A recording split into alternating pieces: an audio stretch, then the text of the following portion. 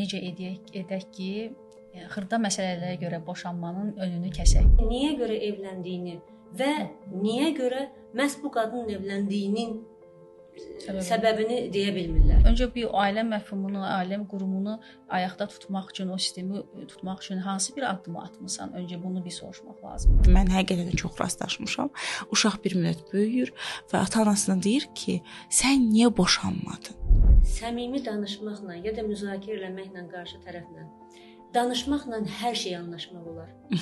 Əsas odur ki, danışa biləsən. Qarşı tərəfin hər ikisinin atası, anası, hətta birisinin xalası da yığıb bütün ailə gəlirlər və kişi və qadın, yəni boşanan, ailələri dağılacaq səviyyədə olan bir adamlar qalır kənarda.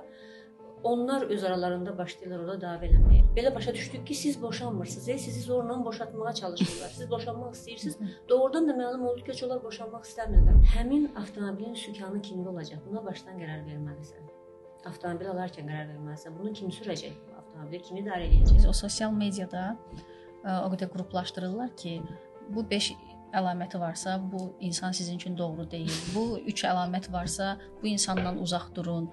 Sizin belə xoşbəxt bir ailə tablosu çizirlər, yazırlar ki, əsl sevgi belə olmalıdır, əsl evlilik belə olmalıdır. O baxır ki, məndə bunlar yoxdur, mən əksiyəm. Yox, deməli ki, mənə uyğun deyil bu. Əgər bir ailədə övlad bir belə uşaq varsa, orada artıq onunla böyük düşünmək lazımdır. Yəni onun da gələcəyini düşünmək lazımdır ki, həmin bu addımı atıram.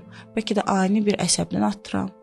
Ani bir qıvılcımdır və mən bunu sövəndə çox peşman olacağam. Kiçik yaşlı uşaqlara manipulyasiya olunur. Məsəl üçün, ya kişi tərəfindən, onun ailəsi tərəfindən və yaxud da qadın və onun ailəsi tərəfindən.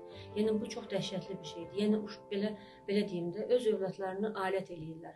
Öz oyunlarına əslində alət eləyirlər.